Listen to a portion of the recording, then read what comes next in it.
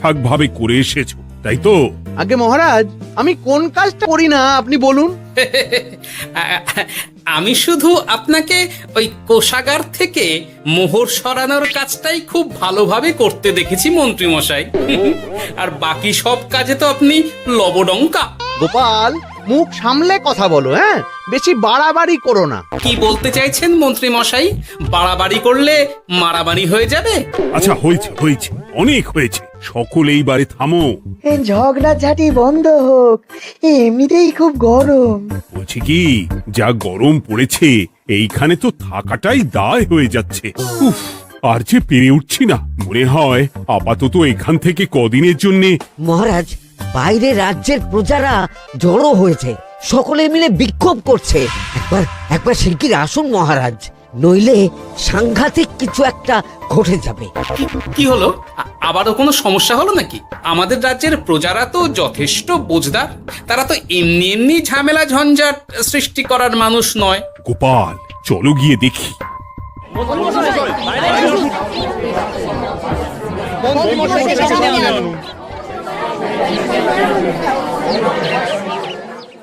কি ব্যাপার, তোমাদের কি সমস্যা হয়েছে? এইভাবে বিক্ষোভ করছো কেন?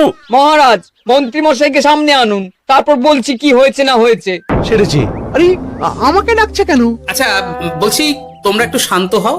আমি বুঝতে পারছি তোমরা কিছু একটা কারণে খুবই অসন্তুষ্ট হয়েছো, তাই সেই জন্য বলছি আগে শান্ত হও, তারপর বলো মন্ত্রী মশাইকে কেন খুঁজছো, উনি কি করেছেন। গোপাল দাদা, তুমি তো জানোই রাজ্যে যা গরম পড়েছে, তার জন্য খাল বিল পুকুর নদী নালা একেবারে শুকিয়ে গেছে, চারিদিকে জলের হাহাকার। হ্যাঁ হ্যাঁ, সে তো জানি। গত সপ্তাহে এই সমস্যার কথা জানিয়ে মহারাজকে অনুরোধ করে গিয়েছিলাম যে রাজ্যের বাঁধটা যাতে খুলে দেওয়া হয়। কেন? আমি তো তোমাদের কথা রেখেছি। আমি তো দুদিন আগেই মন্ত্রীকে পর্যাপ্ত পরিমাণে মোহর দিয়ে বাঁধ খোলার কাজে পাঠিয়েছিলাম। কেন, উনি কি বাঁধ খোলেননি? সেইটা ওনাকেই জিজ্ঞাসা করুন। গত দুদিনে উনি তো বাঁধ খুলতে আসেনি, উপরন্তু আমরা ওনাকে ডাকতে গেলে উনি আমাদেরকে তাড়িয়ে দিয়েছেন। সে কি, এ তো ভারী অন্যায়। দুদিন ধরে অপেক্ষা করে আর না থাকতে পেরে আজকে আমরা এখানে এসেছি। এই অবস্থা আমরা কি করব?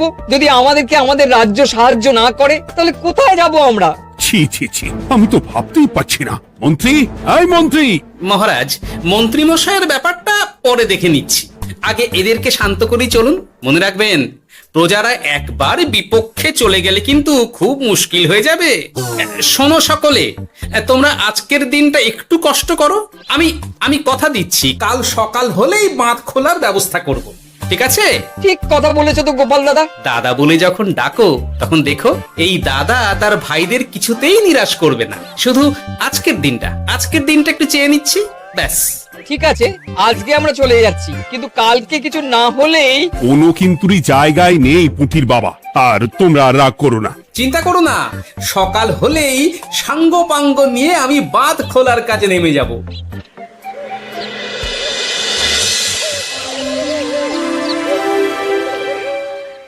ছি ছি মন্ত্রী, তুমি এইভাবে আমায় মিথ্যে বললে। ভাবতেই পারছি না কি দরকার ছিল আমায় মিথ্যে আশ্বাস দিয়ে প্রজাদের সামনে নাক কান কাটার। মুখে কুলুপ কেন? উত্তর দাও। না, মানে আমার শরীরটা ঠিক ভালো ছিল না, তাই বাড়ি থেকে বেরোতে পারিনি। বলছি কি, শরীর খারাপ থাকলে রাজসভায় খবর দিতে পারতেন, আমরা কেউ দায়িত্বটা পালন করতাম। কি আছে? সমস্ত মোহরগুলো ত্যাগস্থ করে ঘাপটি মারলেন ঘরে। ছি ছি, জানাই আপনাকে ধিক্কার। সকলে মিলে করো প্রতিবাদের চিৎকার। মন্ত্রী মশাই, ছি ছি ছি ছি ছি ছি। মহারাজ, আপনি এক্ষুনি মন্ত্রী মশাইকে কদিনের জন্য সভা থেকে বহিষ্কৃত করুন। সে তো করবই, তবে তার আগে আমি চাই কালকে যখন বাঁধ খুলতে তোমরা নামবে, তখন সেই কাজে কোনো লোক নিয়োগ না করে অন্তকেই বাঁধ খুলতে নামাবে। মহারাজ, এ কেমন বিচার আপনার? আমি না রাজ্যের মন্ত্রী। মন্ত্রী না ষড়যন্ত্রী। মন্ত্রী মশাই, তাহলে কালকের জন্য প্রস্তুত থাকুন। মহারাজের বাঁধ খোলার জন্য সকল মোহর তো আগেই আত্মসাৎ করেছেন, এবার শুধু কাজে নেমে পড়বেন, কেমন?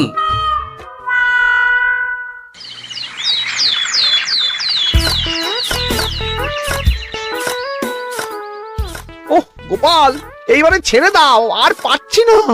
এত সহজে হাল ছাড়লে হবে বলুন? এই কে আছো? ওই শাবল কোদালগুলো দাও, আমি এদিকটায় খুঁচিয়ে দিই।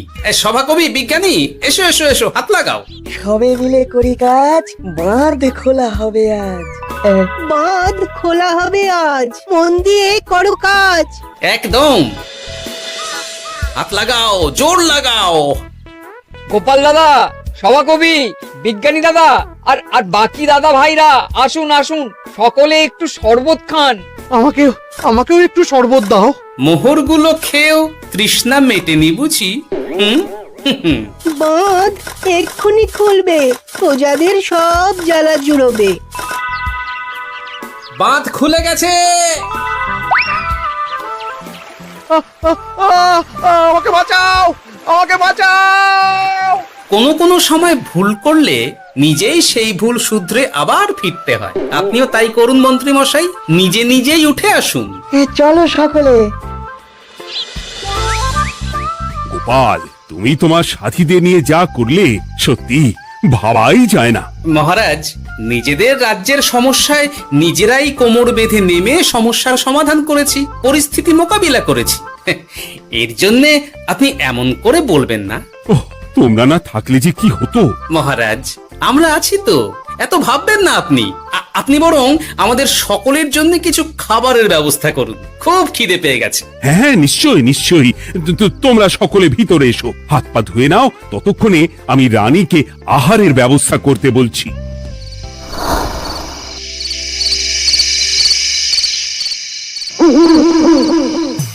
ওমা গো, ওমা বাঁচাও, কি শরীর খারাপ তাই না লাগছে গো।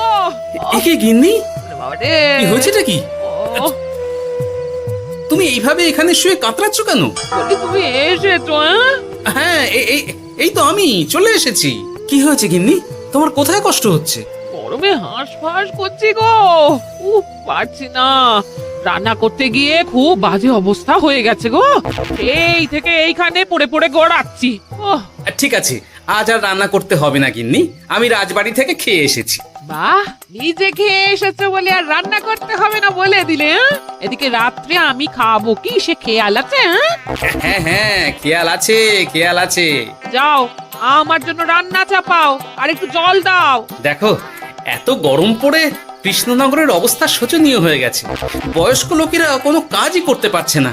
সত্যি তো, এই গরমে রান্না করাটা খুবই কঠিন গিন্নি। কি বললে? আমি বয়স্ক লোক? আমার বয়স হয়ে গেছে, তাহলে নিজে কি? এই না না গিন্নি, আমি তোমায় কিছু বলিনি। আমি গোটা কৃষ্ণনগরের সাধারণ বয়স্কাদের উদ্দেশ্যেই কথাটা বললাম। তোমার তো বয়স হয়েছে বলে মনেই হয় না গিন্নি। ও তাই বলো?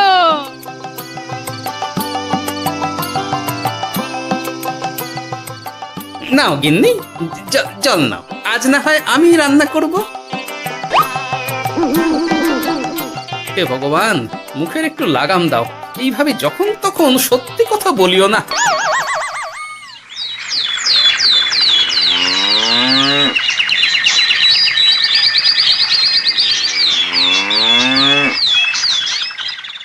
গোপাল দাদা, ও গোপাল দাদা, একবারটি বাইরে এসো, মহারাজ জরুরি তলব করেছেন। আবার কি হলো গোপাল দাদা, গিন্নি? একবার ও বাইরে গোপাল গিয়ে দাদা। দেখে আসি, বুঝলে? পেয়াদা এসে অনেকক্ষণ থেকে ডাকছে। গোপাল দাদা, আচ্ছা গিয়ে গোপাল দেখো। ও গোপাল দাদা, গোপাল দাদা, ও গোপাল দাদা, আরে তুমি এক্ষুনি একবার প্রাসাদে চলো, রানীমার খুব শরীর খারাপ করেছে, মহারাজ তোমাকে খবর দিতে বললেন। ঠিক আছে, তুমি যাও, আমি আসছি।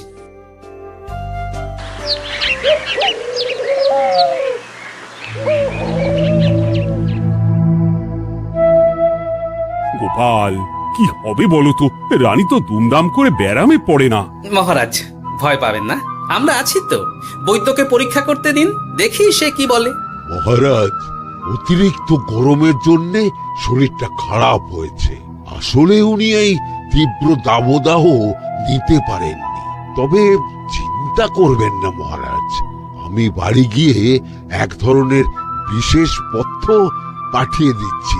রানীমা খেলেই সুস্থ হয়ে উঠবেন। মহারাজ, নিজের কানেই তো শুনলেন, রানীমার তেমন গুরুতর কিছু হয়নি, চিন্তা করবেন না। বৈদ্যর ওষুধে উনি সেরে উঠবেন। যাওয়ার আগে একটা কথা বলে যাই, গরমের এই দাবদাহ কিন্তু আরো ভয়ঙ্কর হবে, তাই সকলে খুব সাবধানে থাকবেন। শরীর যাতে ঠান্ডা থাকে এমন হালকা পাতলা খাবার খাবেন। আসি, রাজসভায় দেখা হবে। মহারাজ, বৈদ্যমশাই কিন্তু এটা ঠিক বলেছেন, গরম আরো বাড়বে, তাই দুজনেই খুব সাবধানে থাকবেন, কেমন?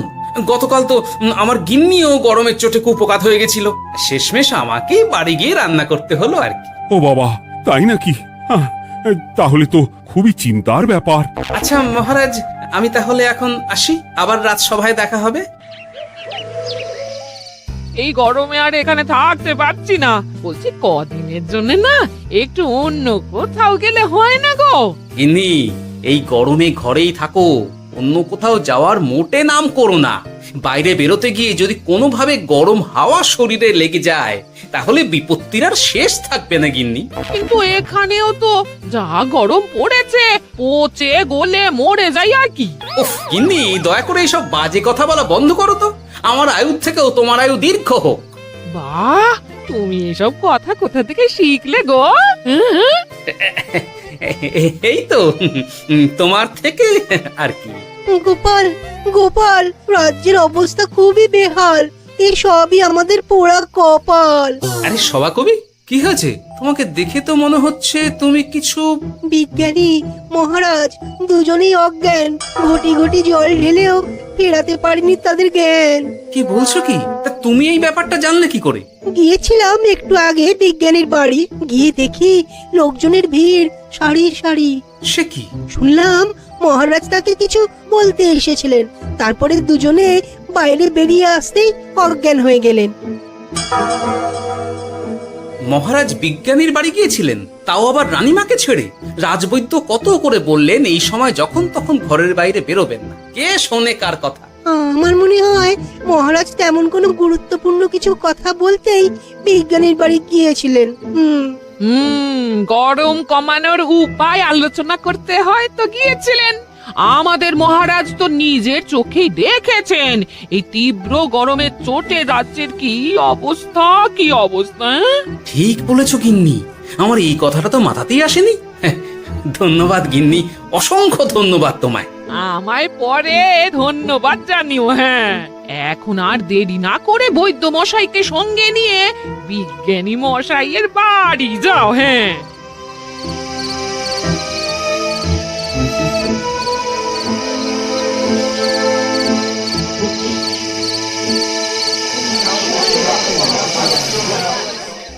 কি বুঝছেন বৈদ্যমশাই? খুব একটা ভালো কিছু বুঝছি না গোপাল। দেখো, সত্যি বলতে ওই কৃষ্ণনগরের অবস্থা খুবই বাজে, তাই এখানকার মানুষেরা একে একে অসুস্থ হয়ে পড়ছে। বাইরের অবস্থাটাও তো ভালো নয়, বুঝতেই পারছো। এখন সান্ধ্যকালীন হাওয়াতেও গরমের তাত রয়েছে। দেখুন, রাজ্যের যা অবস্থা তাতে যদি রাজ্যের মাথা থেকে সমস্ত প্রশাসনিক প্রধানরাই অসুস্থ হয়ে পড়েন তাহলে তো ভীষণ বিপদ। সে তো বটেই, এই জন্যেই আমি বলি কি, মহারাজ সহ সকল সভাসদেরা এই রাজ্য ছেড়ে কদিনের জন্য পাহাড়ি কোনো এক জায়গায় গিয়ে থাকুন, পরিবার নিয়েই যান। দেখুন, আগে নিজেরা বাঁচলে তবে তো রাজ্যবাসীকে ভালো রাখতে পারবেন, তাই না? কথাটা কিন্তু মন্দ বলেনি বৈদ্য।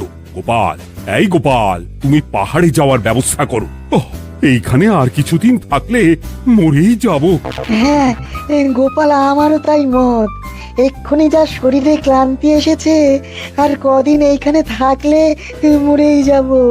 মহারাজের অনুরোধে গরম কমানোর কোনো ব্যবস্থাও তো করতে পারলাম না, বাইরে বেরোনো মাত্রই দুজনে মূর্ছা গেলাম।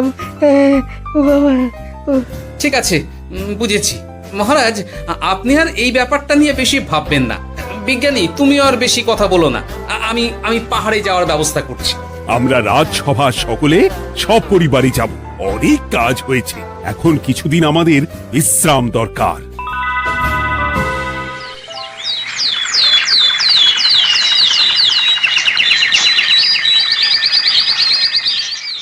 এ কি গোপাল, মন্ত্রীকেও তুমি আমাদের সঙ্গে নিয়ে যাচ্ছ? আহ, তুমি কি সব ভুলে গেছো? মহারাজ, আপনি খামোখা উত্তেজিত হবেন না। আপনার শরীরটা কিন্তু ভালো নেই। আর মহারাজ, আপনার রাজ্যে বাস করে আপনার থেকেই শিখেছি বিপদের দিনে পরম শত্রুকেও দূরে ঠেলতে নেই। গোপাল এটা ঠিক কথাই বলেছে। যতই হোক, উনি তো আমাদের মন্ত্রী, তাই এই বিপদের দিনে ওনাকে ফেলে যায় কি করে বলুন তো? সত্যি গোপাল, তোমার তুলনা নেই। ঠং, সবই নাম কেনার চেষ্টা। গোপাল, চলো এইবারে রওনা দিই। বলছি, খাবার দাবার আর জলের কলসিগুলো উঠেছো তো? হ্যাঁ, খাবারের পাত্রগুলো আপনার জিম্মায় থাকবে, আর জলের কলসিগুলো আমি সামলাবো।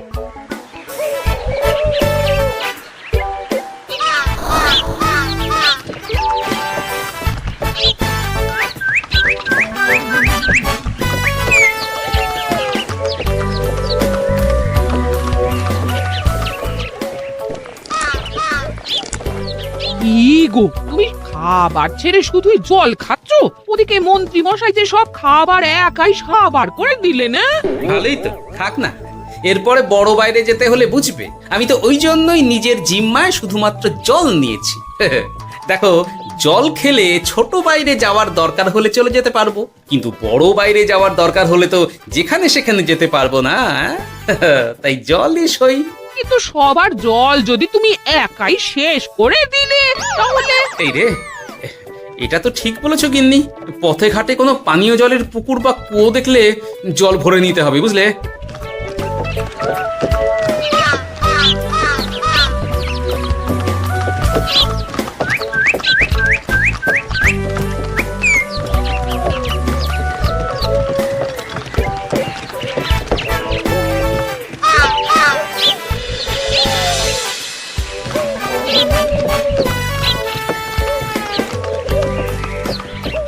সকলে আসুন, দেখুন দেখুন মহারাজ আমার মূর্ছা গিয়েছেন। আসুন। সে কি, কৃষ্ণনগর পেরিয়ে এসেছি, এখন এই অচেনা অজানা জায়গায় এসে মূর্ছা গেলেন? গিনি, চলো তো শিগগির গিয়ে দেখি। কেউ ঘাবড়াবেন না, মহারাজের শরীরটা আসলে খুব দুর্বল ছিল তো, তাই মূর্ছা গিয়েছেন। তবে চিন্তার কিছু নেই, আমি এক ধরনের পথ্য দিচ্ছি, এটা খেলেই উনি আবার সুস্থ হয়ে যাবেন। ঠিক আছে বৈদ্য মশাই, আপনি তাহলে যত তাড়াতাড়ি সম্ভব পথ্যটা তৈরি করুন। হ্যাঁ, আমার এই পথ্যটা তৈরি করার জন্য একটু জলের প্রয়োজন। একটু জলের ব্যবস্থা করুন তো। এ মা, বলি গাড়িতে যে এক ফোঁটাও জল নেই গো, কি হবে? এই গোপাল, তুমি একাই সব জল খেয়ে বসে আছো? হ্যাঁ গোপাল, এখন এসব বাদ দাও, চলো একটু জলের ব্যবস্থা করি। হ্যাঁ, খানাখন্দ, খাল, বিল, নদী, সমুদ্র, যেখান থেকে পারো জল নিয়ে এসো। জল ছাড়া এই পথ্য বানানো অসম্ভব। গোপাল, এ কি করা যায় বলো? দাঁড়াও, আমি একটু ছোট বাইরে থেকে ঘুরে আসছি। হ্যাঁ, খুব জোরে বেগ আসছে, ত্যাগ না করতে পারলে বুদ্ধি খুলবে না।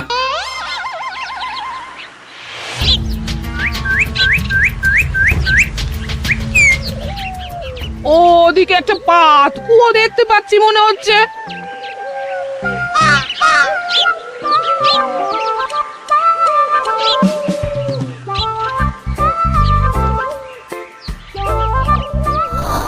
জল কোথা থেকে পাবো? তবে কি জলের অভাবে আজকে মহারাজ সুস্থ হতে পারবেন না? রানীমা, ব্যাকুল হবেন না, আমি আছি তো। আমি থাকতে কিচ্ছু অঘটন ঘটবে না। সকলে শুনুন, বিশেষত মহিলাদের বলছি, আপনারা সকলে নিজেদের কাছে যত শাড়ি আছে সেই প্রত্যেকটা শাড়ি আমাকে দিন। আমি শাড়ি জুড়ে জুড়ে লম্বা রশ্মি বানাবো, তারপর সেই রশ্মিতে বালতি ঝুলিয়ে জল তুলব। দয়া করে কেউ দেরি করবেন না।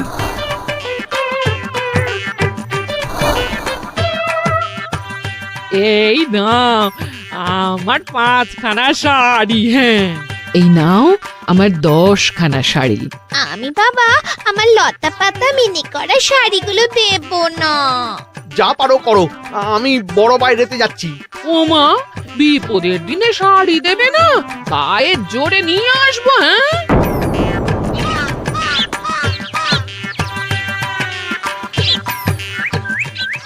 এ বাবা, এখনো কিছুটা কাপড় লাগবে তো। যা গভীর পাতকুয়া, সবার সব শাড়ি তো কাজে লাগিয়ে দিয়েছি, এখন কি হবে? আরে ওই তো কার একটা ঝোপের কাছে ধুতি পড়ে রয়েছে, যাই ওইটাই নিয়ে নি। এই গোপাল গোপাল, আরে করো কি, ওটা তো আমার ধুতি। আরে আরে আমি এই ঝোপে বড় বাইরের জন্য এসেছি। আরে মন্ত্রী মশাই, বড় বাইরে করার সময় অযথা অন্যদিকে মন দেবেন না, তাহলে পেট সাফা হবে না।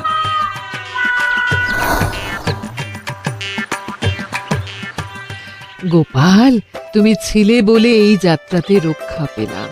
ভগবান তোমাদের অনেক অনেক মঙ্গল করুক। এই দেখো না, ওরা না আমার লতা পাতা আঁকা শাড়িগুলো নিয়ে নিয়েছে। এই দূর তোমার শাড়ির লতা পাতা, আমি নিজেই জড়িয়েছি বড় বড় ঘাস পাতা। চুল করছে রে, দূর ছাতা।